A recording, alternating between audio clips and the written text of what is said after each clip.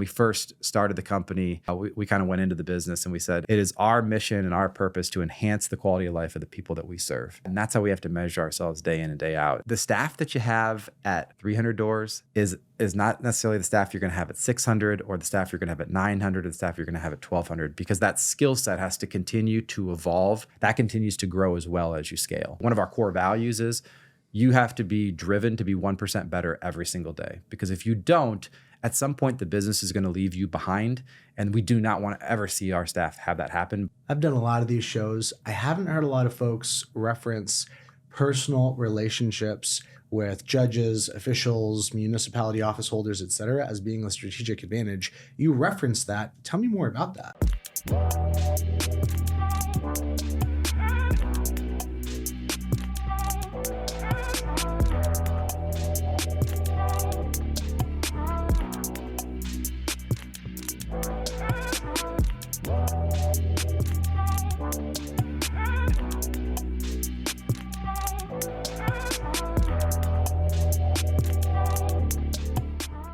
Welcome to another episode of the Profitable Property Management Podcast. I'm your host, Jordan Moyla, and today I am talking to Mike Mefferd from Bridgestream Property Management. Mike, welcome to the show. Hey, thanks for having me, Jordan. I'm really excited to be here. Yeah, excited to jam, hear a little bit more about your background, but why don't we start with some stats on the company today? What does the management company look like as of right now? Right now, we're at about 1,400 units just in the greater Dayton market. And how old is the company? About 3 years. So we've had massive growth in a very short period of time. Got it. Okay. And walk me through that. Did you land door one or did you acquire a first set of doors? Yeah, great question. We actually started by acquiring a small property management company that had about 80 units under management and a few HOAs. And from there, we grew it in about 6 months from 80 units to 400 or so. And we had an opportunity to buy another property management company in the Dayton market that had about 600 units under management. So we acquired them, and then we've just continued to add more doors organically from there. And then a few other smaller PM companies that were under 100 units just decided to dissolve and also kind of wrap their units into our company as well. So 680 of the 1,400 came via paid acquisition, is that correct? Correct. Okay, got it. So yeah, that is a fast pace of growth. And I think the first thing that comes to mind for me is not just how to get the doors, but also managing at that level of velocity. The question that comes to mind is how you were able to manage doing the managing at that level of scale and that quickly. Did you have some leadership chops or corporate experience previously that kind of informed how to grow an organization? Yeah, so I actually started my career with Speedway convenience stores and kind of took a number of different positions, but started in management and worked my way through that organization. From there, went into being a national sales manager for a manufacturing company. Had some real estate experience as a VP of acquisitions and dispositions before actually getting into starting Bridgestream Property Management. Got it. Okay, so this wasn't a total jump, managing people, having direct reports. Correct. What does the management team structure look like right now? So right now, I am kind of our CFO, CEO, operator, and then my partner, Jason Brower, is kind of our chief operations officer. And then we've got a team of 5 property managers underneath us that manage pods of, roughly 300 or so units each. Got it. Okay. So no formal middle management, but the PMs are kind of acting. Correct. And we're actively looking at exploring different opportunities, because what you find is when you don't have layers underneath you, you end up still being actively involved in the business. So that's kind of a very active, ongoing discussion right now as we start thinking about what does the organization structure look like in 5 years and where our growth plans take us. So as you've been growing, talk to me about the finance piece specifically, profitability, et cetera. Where are you at on that journey of navigating towards actually producing cash flow? Yeah, that's actually a really good question. We've been very fortunate and very blessed to be able to monetize the business pretty quickly from the onset, specifically through early adoption of ancillary fees and some of the things that were untraditional that we had learned until we started joining with NARPM and meeting with the different companies here and understanding the opportunities to drive your revenue. We operated very lean and mean for a number of years, so we were able to stay profitable with my partner, Jason, and I doing a lot of that work ourselves. So we were heavily involved in the operations side at the onset, and we're slowly, as each month goes by, kind of giving away a little bit more and more of those responsibilities to our staff So I would actually say that even though we've continued to grow and add more and more doors, the profitability hasn't changed because we've just it's allowed us to add more capacity from a labor standpoint to remove all of that workload that we were doing on a day in and day out basis. So we can really focus more on the big picture, working on the business versus in it. What is your near-term strategic focus? Like 2024, what will be some big initiatives you'll try and lean on? It was funny. We talked a couple days ago, Jordan. It's really implementing your platform and Lead Simple into our whole operation and building out our international team. And Lead Simple has just been instrumental in that. And we're just scratching the surface of what we can do from a workflow automation, efficiency, and really maximizing that talent pool to build up more capacity without increasing costs substantially by doing so. I mean, what's in your mind's eye? If you like visualize yourself at the end of 2024, what have you effectuated? Like how would you know that it worked aside from the fact that everybody has a software login? That's a really good question. To answer that, I would say that we'll know from an owner satisfaction standpoint. Our owners still all have our contact information, and I'm hearing about it constantly if things are not going the way that they expect.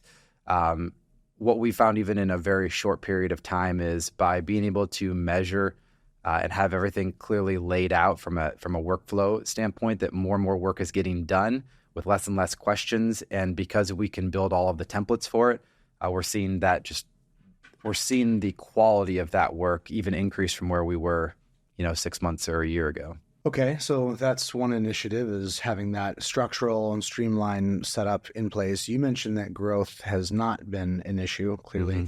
That makes sense. What about the quality of the doors? What are you doing in terms of qualifying? What do you not manage?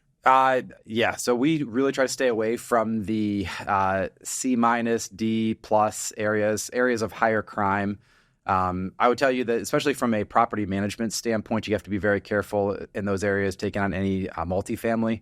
The multifamily resident and multifamily owner in those areas is a little bit more challenging to manage. And so you're either going to have to increase your fees substantially to offset all of the additional labor that's going to go into it, or you just have to stay away from it altogether. And we're kind of leaning towards shying away from a lot of those type of properties. Problems staying in the multifamily space when you're in more of the A and B class areas. And we'll manage any multifamily from duplex all the way to our largest is a 63-unit complex.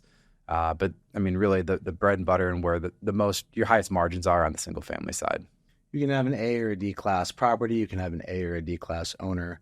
What do you suss out when you're talking to an owner, whether or not this is a person you want to work with? We're really big on trying to set that foundation at the front end with the owner. What we have found through our experiences, the more that owner wants to be involved, the more challenging it's going to be to work with that owner, and the more we're going to butt heads on what is the expectation moving forward. Oftentimes, it just adds that extra layer of complexity when you're trying to solve any challenge, figure out how to handle anything.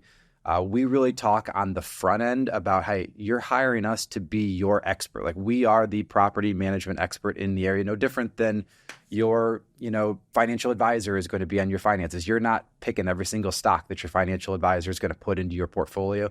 You have to look at us from that same ilk and that regard in managing your property and trying to maximize the value of your asset for a long-term appreciation, cash on cash return, et cetera. That's what we're here for. And we really try to stress that and emphasize that to the owner. Too often we've tried, especially in the beginning, and I would say that to anyone that's kind of starting a property management company, you want to say yes to everything because you're just so hungry to get people in the front door. And I would really challenge that a little bit. That was some of the mistakes that we made when we first started, is we just wanted to be everything for everyone. And what you find is when an owner wants to get that involved and they don't agree with the price that you want to charge from a maintenance perspective, they want you to go get 4 other quotes. Well, all it did was just take, 2-3 more weeks for that job to actually start. They're not thinking about the lost revenue from not having that unit rented in that time period. They typically can't find it much cheaper. That contractor, really the quality of work just goes way down. So we've now really transitioned to a point where, hey, this is our contractors that we use. This is the price. If you want to move forward, great. If not, you can source your own, but you're going to be on your own to do it. And it was a hard pill for us to swallow because we just want to be accommodating to our owner, but sometimes you have to protect the owner from themselves. they'll make their own mistakes. And we tell our owners that, like, sometimes, like, you've hired me to protect you from your emotions, where sometimes you're going to want to do things that my experience and our experience has taught us, hey, don't go down this road.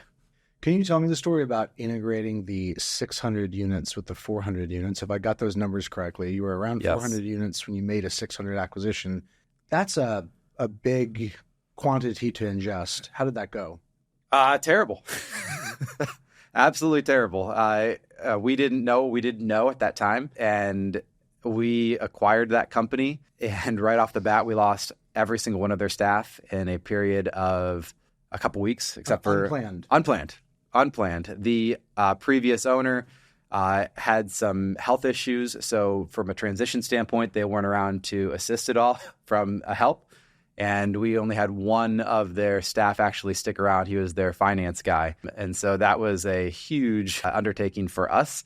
We just really buckle down at that point. I mean, Jason and I both, we come from athletic backgrounds, and you know that you don't complain. Life is what it is. You figure out how are you going to deal with it, and you just move forward. And that's kind of what we had to do. So we had to kind of build everything from that ground up. And I still remember when we sat down and went through a mass hiring spree, like we were opening a retail store for the first time, trying to build all of that out and just getting people in to help us handle the volume of everything that we had to do. So it was a lot of build out right from the get-go, and a lot of really good lessons learned along the way. Incredible. Vast majority of the staff, not only are you acquiring 600 units, but the vast majority of the staff quits within a couple of weeks. That's correct. And we had transitioned at that point. We were with the rent manager, and to make it easier for all of the owners of the new company, because we were still relatively new, we transitioned and agreed to go from rent manager to AppFolio. So at that point, we were also learning a brand new software. Wow. Without any real boys to help us along the way. So wow. We were very blessed that AppFolio kind of hopped right in and was there to support us through that entire endeavor. And how long did it take for you for that to feel stable? I would say it took us probably a good 6 months to a year before that really felt stable. We really just dove right into all of the different automations that AppFolio had to offer. And because we didn't know any other way, we had no employee to tell us what you should or shouldn't do. So we just started learning AppFolio from the ground level with their support and their team. And through that, we were actually able to eliminate quite a bit of the physical work that was being done by the staff that we had. It was pretty old school? Very, very old school. Okay. So, AppFolio's, stuff like smart bill entry with their AI technology was game changing, and just being able to, click a button and pay all your bills directly through AppFolio. They were writing paper checks and going on to their bank and doing online bill pay. And they were very, very old school and just didn't embrace really any technology to automation. And to be honest, we were very fortunate coming from sales backgrounds, and we were real estate investors before we acquired our first company, K&E Property Management. That was the 80-unit company. And so we really understood real estate investment and understood how owners wanted to think and wanted to see their company. And we knew how to operate based off of that because that's how we operated our own stuff. But we had no clue in terms of property management software, systems, workflows, all of the different vendors and software available to assist you. We kind of figured it out from the get-go as ourselves, like one question at a time, one software piece at a time. How did you structure the deals with those two acquisitions? Both of them, the first two were just SBA loans.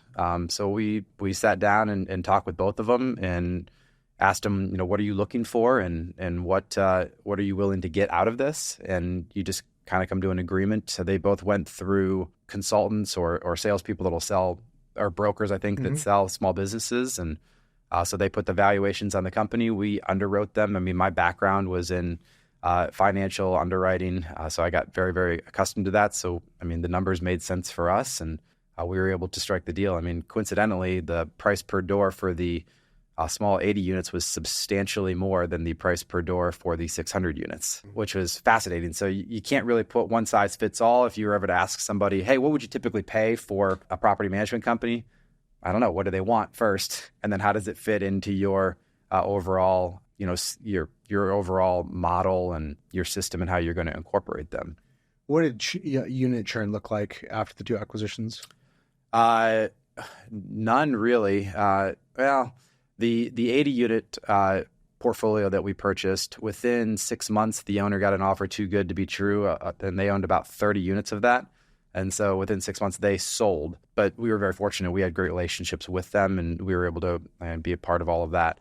And then on the 600 units side, there was very little. I would say of the 600 units, with all the staff quitting, even with all the staff quitting, it really went to show you, like, there were some operational concerns that they had with the existing thing, or the existing staff in place. What we were able to do, and this was right during the middle of COVID, we had really great relationships with our attorneys and with a lot of the judges in the area, just from being in Dayton for so long. So we really understood how to use the law to our advantage. So our collections rate during that time period was at an all-time high. We had great relationships with all of the different governmental assistance agencies. So any tenant that ever fell behind, we had the contacts to get them right in place. Hey, we're going to help you get caught up through this, helping the tenants understand the concerns and what their consequences would be if they didn't pay their rent. We had the ways to be able to evict them. Ohio was a very landlord-friendly state even through the COVID time period. So I think that was one area that really gave our owners a lot of peace and comfort, was knowing that their rent was really coming in at a high level, higher than it ever had. And then we also had internal maintenance. So we were able to turn units really, really quickly, which they weren't typically used to. It could take that company, before us acquiring them, anywhere from 3 to 6 months to turn a unit. And now we're getting them estimates within a week and turning it within a month. And that was a huge deal for the owner. So our churn was very, very little from that regard.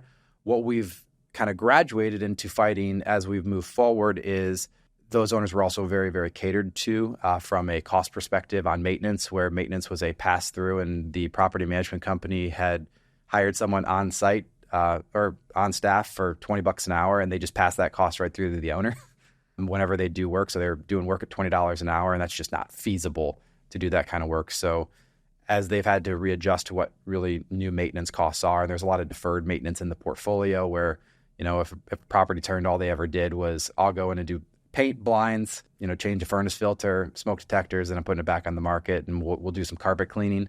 So you just had a lot of deferred maintenance through the years, where now we've really had to look at the properties with the owner, and we really try to help them think, okay, we're going to go and we're going to spend, $12,000 to upgrade your house. But that $12,000 in spend is going to add $30,000 in value, and it's going to be able to allow us to increase your rents by $300 a month. So some owners that are really financial savvy, that makes a ton of sense to them. Others that don't have a lot of capital set aside to be prepared for something like that, it's just complete sticker shock, and they didn't know how to handle. So sometimes I joke with our staff that I'm playing almost psychologist with some of our owners and helping them, calm down. It's going to be okay. This is a bump in the road. I'm going to show you that there's a lot of positives from this as well. I mean, as a real estate investor, on the flip side, you have to really be prepared that, real estate investing is not just smooth sailing. It's not this easy, hey, I'm going to buy this and it's going to make me this set amount every single month. I mean, there's going to be great times. There's going to be, some really challenging situations that you deal with. But if you can stick through it, the overall long-term appreciation that you get from real estate really, it just makes it such a wonderful asset class to invest in. What's the population of Dayton roughly? About 140,000 or so. So you're managing 1,400 units and 140,000, about 1%. I mean, all of those aren't rentals. I mean, that's a fairly high on a percentage basis, right? Mm-hmm. Yes. That feels like a lot of penetration. Yes. That's really okay. So you're definitely in a small local market and you have an outsized presence. I've done a lot of these shows. I haven't heard a lot of folks reference personal relationships with judges, officials, municipality office holders, et cetera, as being a strategic advantage. You referenced that. Tell me more about that. Yeah. So what we're really big on is you always want to understand what the law is, how are they going to, what are they going to be looking for both sides? So the more information that you have, the better that you can put your case together and be prepared to handle different situations that arise. And these relationships, maybe in a town of 140,000, it's more feasible to get to know people. That seems kind of like a pipe dream in LA or New York City. But How exactly, what did that look like to cultivate relationships there? It was interesting that was really just from our former lifestyles in different companies that we worked with, and a lot through just golfing. As simple as it sounds. I mean, it's more of a recreational side of things, but we play golf with quite a bit of them through our local country club, and that's actually where Jason and I met as well. So we were just very fortunate and very blessed as we just continued to have a strong presence from a relational standpoint in the community, that then you start to leverage those relationships to different advantages that you can figure out how do you maximize it. And it's not any unfair treatment or anything like this. If we go to a local municipality and we knew that judge, I mean, he'd excuse himself from the case, but it didn't mean that we wouldn't have the ability to talk with them to say, hey, with this case, how is this going to be looked at by the court? What does the paperwork need to look like? How do we need to present our case in a way that's going to put our client in the best position to succeed? So beyond just the non-standard stuff, like the real practical frontline realities of how these things actually play out, you just had like more context there. Correct. And like I said, that helped us so much during COVID, where I think a lot of other landlords in our market were not evicting and then we're just dealing with the resident not paying. We had all of that information on the front end for how to communicate with the resident, how to present our case so that we were still able to evict if needed during that time period. How were your inspections impacted during COVID? We didn't do inspections during COVID. Couldn't do it. Just cut it off. Had to. I mean, it was tough for us to do, but you have to adapt to the times. What about staff churn? Once we lost the initial staff at Vic Green, we had to go through kind of a survival mode where we had to hire 5-6 people within a matter of 30 days. It's funny when you come from the traditional business sense, and any book that you're going to read or any guru that you're going to talk to, they're going to say you have to hire slow and fire fast. We hear that all the time. And, when you're in survival mode, you just throw all that out the window, and you're just trying to bring people in that can help you sustain as you move forward. And then when you factor that in with as quickly as we grew, I was just having this conversation with someone else the other day. The staff that you have at 300 doors is not necessarily the staff you're going to have at 600 or the staff you're going to have at 900 or the staff you're going to have at 1200, because that skill set has to continue to evolve, because the expectation level of service and the efficiency that is needed to continue to operate at and the knowledge, that continues to grow as well as you scale. And so we talk to our staff all the time about how you have to be, one of our core values is you have to be driven to be 1% better every single day. Because if you don't, at some point the business is going to leave you behind. And we do not want to ever see our staff have that happen. But unfortunately, some of those people that started with us that we hired during that kind of initial spree, they just didn't progress as we move forward and as we grew to that next level. They didn't have the skill sets needed for it. So, I mean, there are some changes that had to be made there. What is it that you're moving forward and towards now? 1,400 units, growing fast, profitable. What is the scope and scale of your ambition now? Yeah, so our staff went from really taking a lot of orders and Jason and I kind of being that professional real estate investor and being able to provide that level of experience from a property management standpoint, from a maintenance perspective, financial perspective, answering all of those owners' phone calls, helping them make strategic decisions about their portfolios. And now we're spending a lot of time with our property management team, really training them and teaching them up on all of that same skill set base, so that they can be the ones that, as they're working directly with the owners, that are answering those questions, offering that advice and providing that guidance and what the path forward is for each and every owner. So it's transitioning more and more of that knowledge to them so we can step out of that day-to-day more and more. I've started a handful of businesses and I've had partners in each of them. Some of the peak stress for me in my career has been partner related. Not all of it, but some of it for sure. It takes a lot of effort to really stay on the same page and to stay in sync. How do you handle that dynamic with your partner, Jason?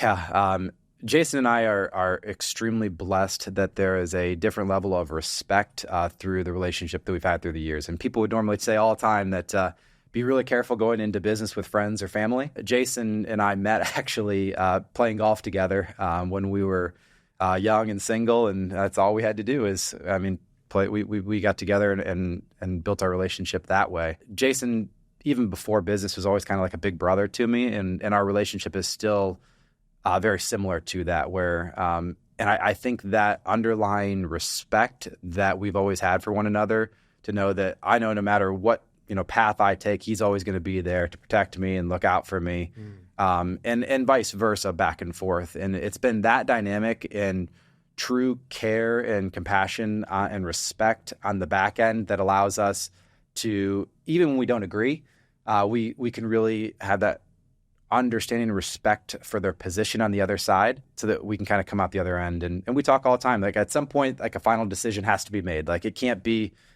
if we're at odds with one another, I always recommend if you're in a partnership with somebody that one person's going to be the person that makes the final call and the other party has to be okay with that. And Jason and I kind of set up from the get-go of like, hey, listen, we're going to bid or we're going to go back and forth on a topic or a strategy. But at the end of the day, like if we can't come to a unanimous agreement, Jason, you're ultimately going to make that decision for the organization. I'm going to respect it and I'm going to support it as we move forward. And I think you have to do something like that, especially when you're going to run into stalemates, because there are times where you just won't always agree. It's an inevitability, that's for sure. Mm-hmm. Having grown as quick as you did, do you ever think about a flip? Do you ever think about exiting the business? I don't think so. To us, it's been such a fun, exciting ride that that's actually the exact opposite of where we want to go. I mean, we just talked to our staff about our 5-year plan, which is 5,000 units in the next 5 years between the Dayton market, Cincinnati market, Toledo, Cleveland, Indianapolis, maybe Columbus, just the surrounding areas close to the Dayton market as well. So we've got that.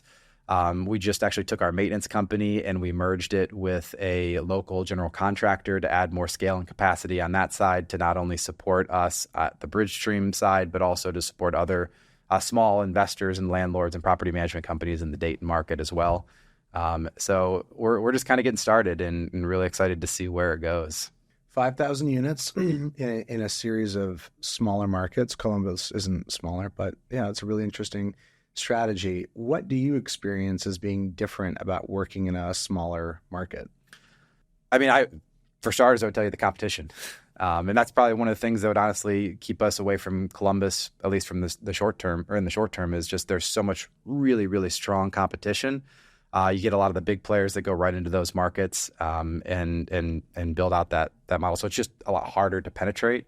In the smaller market, we've just found that there's not nearly as much competition, and so it's easier to scale and grow faster without all of that risk on the back end. What did the competitive landscape look like when you were first starting? How many other management companies do you think are in the market? Oh, I'd say when we started in Dayton, there's probably 5 or 6 other reputable property management companies, and one of the ones that was reputable we bought, which was the 600-unit acquisition.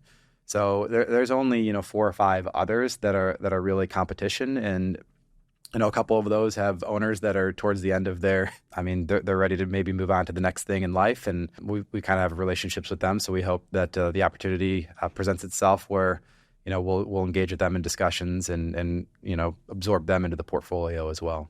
How do you position your services to create differentiation? I know it's a small market, but what does that positioning look like for you?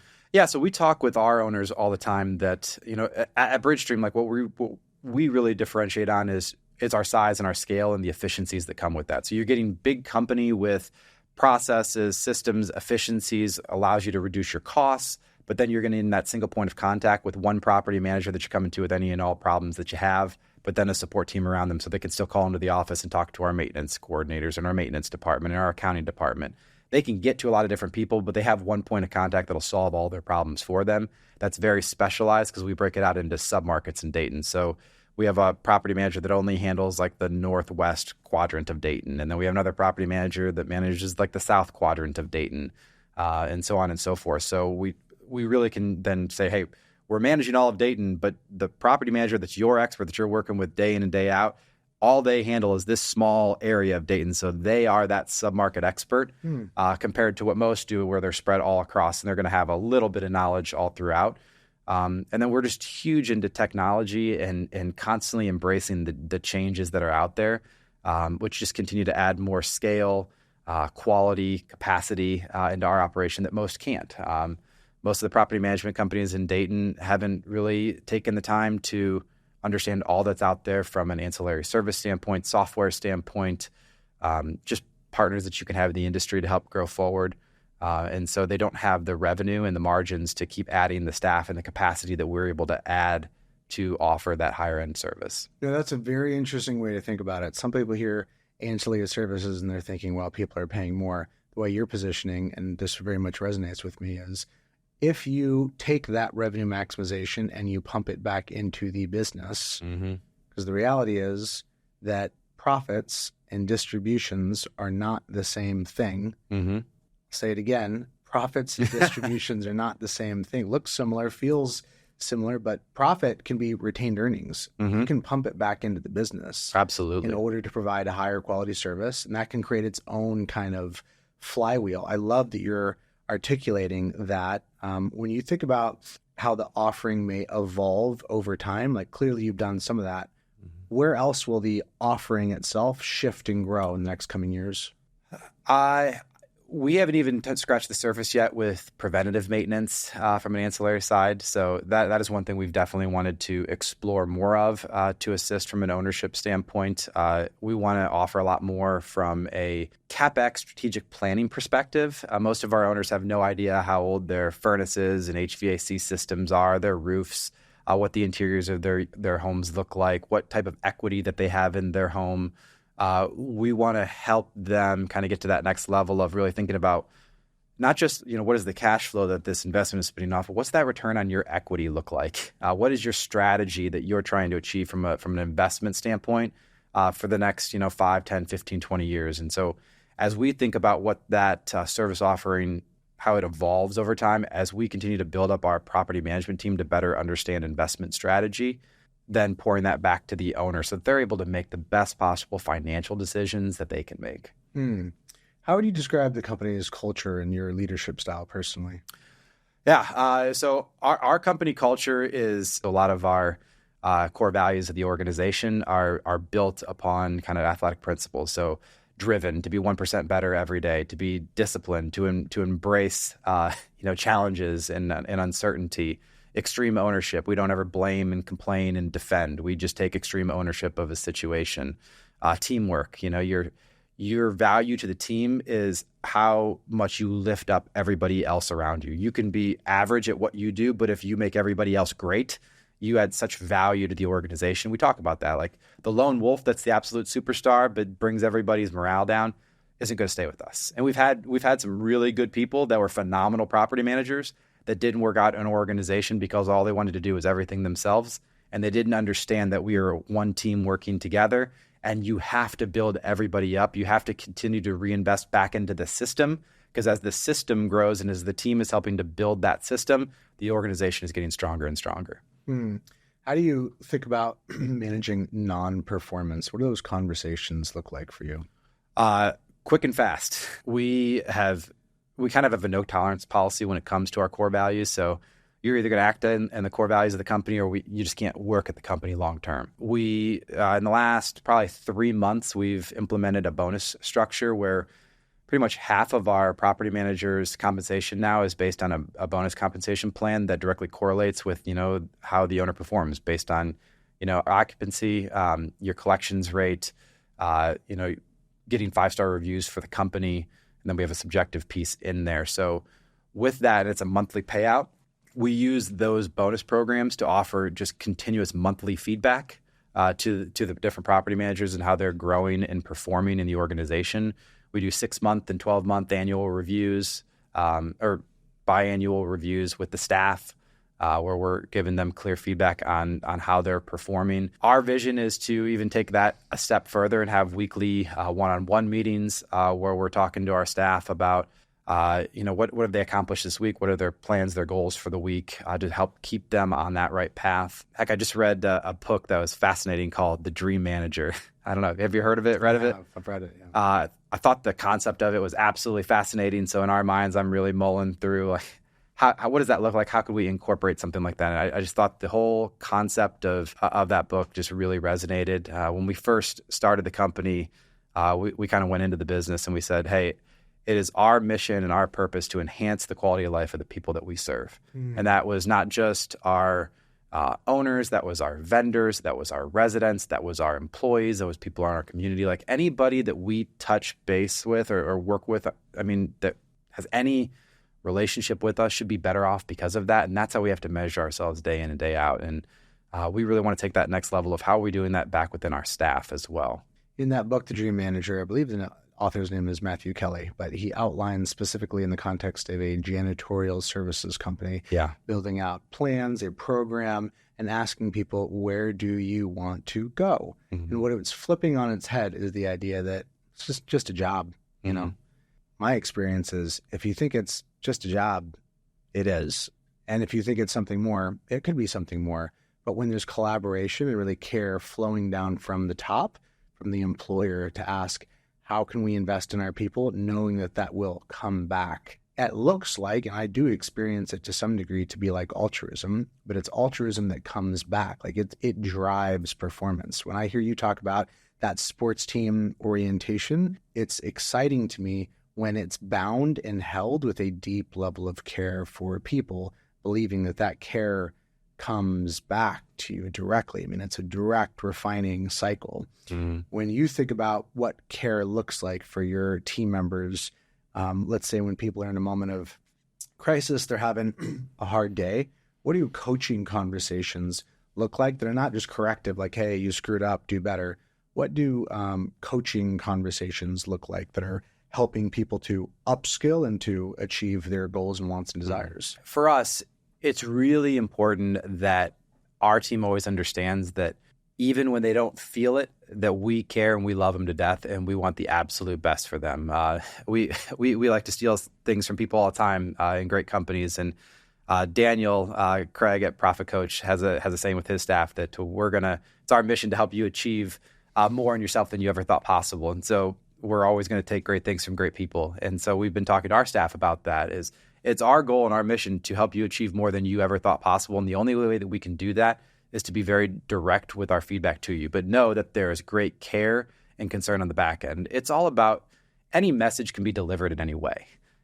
You can give a difficult message to somebody with care and compassion on the back end and belief in them that they can achieve. No different than a great parent would to their kid. Great parents don't not discipline their children, but at the back end, the child always knows the love and the care that the parent has. Even in that moment, they may not like it. And our great employees in the moment when they have to have that difficult conversation, they don't feel it. But a day or two goes by and they've had chances to reflect. They're always able to see the bigger picture and realize, oh, I know they really care about me. They were right in these scenarios, and I can trust them that they have my best interest at heart. You mentioned previously that you sit on the accounting and finance side as well, correct? Correct. Can you tell me a little bit more about how that department is structured and set up?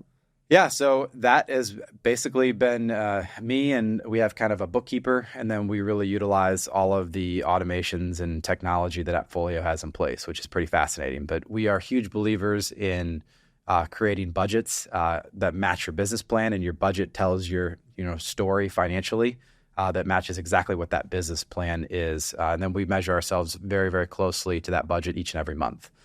So we're able to just run those reports. Jason and I will sit down monthly, we'll review that budget to actual. What variances did we occur? Why did that occur? Is that an anomaly? Did we plan for that? I just think that's so vital as you're scaling in any business, that you really, really understand your financials and that you already had a plan for the year and that budget reflects that plan. Awesome. Tell me a little bit more about the breakout of what's in that budget. So we converted to the NARPM accounting standards probably about a year ago at this time. And so, it's got every last line item that you're going to have. If anyone's seen it and hasn't done it, I would strongly recommend that they get on that. It just makes it very, very clear and concise as what you're looking at and where all your spend is going. We spend a lot of time specifically if it's going to be another revenue stream, what does that revenue stream look like? When are we going to roll it out? What is going to be the adoption rate from month 1 to month 2 to month 3 to month 4? And then you have to plan that and you slowly build that into your budget. Same from a staffing standpoint. And this is big that we're really going through right now as we want to scale is, hey, when do we add that next employee? What month is it going to be? It's that level of detail that we're breaking it down to, hey, we're not just hiring 3 people next year. It's what month are we planning on hiring them? And so on and so forth. What's that recruiting budget look like to bring them in? Putting that into the budget. What furniture are you buying for their office, their computer? All of that has to be added in and that level of detail and thought. Now, how do you bring that lower to the ground and involve staff in that conversation to be aware of the impact of their day-to-day decisions? We haven't done a very good job of that, to be frank and to be honest. That is something that is strictly lived at the level with Jason and I, and we've been having more and more conversations of if we truly are going to build a business that sustains and is protected without us, we have to start thinking about how we're bringing that management team into more of an understanding of the financial outlook and the financial picture. We just have started to try to pull some principles from Traction and use some of those concepts within the business where we're starting to share with not only with the 3-year, 5-year vision is, but also what the financials look like with it. Especially when you're in small business, there's just natural fears that you have that by sharing what your finances look like and your profitability, are you going to in turn alienate your staff and create resentment based on the profitability of the business and what you're paying them as a fair wage. And so we're kind of battling that. But I do think that we've got a wonderful team that will embrace that and see the opportunities within that, and then the opportunities that will create as we add more locations and more opportunity, that they see a very financially stable organization. How do you handle auditing of the books to check for things like uncollected fees and uncollected revenue? So the way our management agreements are set up is the most outstanding charge gets paid first, and then it kind of moves down the list. So if they had outstanding ancillary charges, that charge gets paid first before that next month's rent. And that's just how our management agreements are written, as well as our lease contracts, which ensures that we're still getting compensated from the ancillary fee standpoint. And I think even more specifically, there are times when a property manager will choose in their own judgment and wisdom not to enforce a fee that is a part of the property management agreement. Mm-hmm. That can be a tricky issue. How do you handle that specifically? Yeah, so that was one of the biggest reasons why we created our bonus program and how we created it. So the bonus program, the property manager's bonus potential is built around the management fee revenue, or all of the different ways that we make money from the resident and from the owner. That determines their bonus potential. So there's a direct correlation that the property manager is going to want to ensure that the terms of the lease are properly enforced, the terms of the management agreement are in place, and they're constantly evaluating each one of their owners to make sure that based on the level of work that they're having to do for that owner, that we're properly justifying what charges or what that monthly charge is going to be for that owner. So you're just aligning incentives essentially. Mm-hmm. Yep. Got it. And what kind of leeway do you give property managers in being able to flag an owner and say, hey, this person is abusive, difficult, unprofitable to work with, et cetera? What does that feedback loop look like? Yeah, so we're actually in the process of building it out right now. And we've kind of had a lot of conversations with them that we want to get rid of kind of our bottom 5% of owners each year that are just causing us the most headache and concern. And we've done it a little bit last year. We're going to do it more this year, that we're going to have, probably 10 to 15 owners that just, we're going to say, hey, thanks, it was great working with you. Here's a referral for another company to work with, but we don't think you're the right fit. And we want the staff to start bringing those forward. I've heard some really great recommendations from different PM companies lately where, as we set different growth targets or objectives for the year, that gives them then the green light that the staff can vote on the next owner that has to go. And it's serious. Like, owners have to respect us as much as we respect them. And we would never allow an owner to talk to our staff in a way that they wouldn't say directly to us, or talk to their wife or their kids in that way as well. Like, we want people that have kind hearts, that have the best intentions in mind and care about others. And if we have owners that truly don't ever display those principles, we're going to make a decision that it's not the right fit. I mean, life is too short to work with people that are going to make you miserable. Let's end it here. If you could wave a magic wand and change one thing about property management, what would it be? Man, that's a powerful question. You end every episode like that?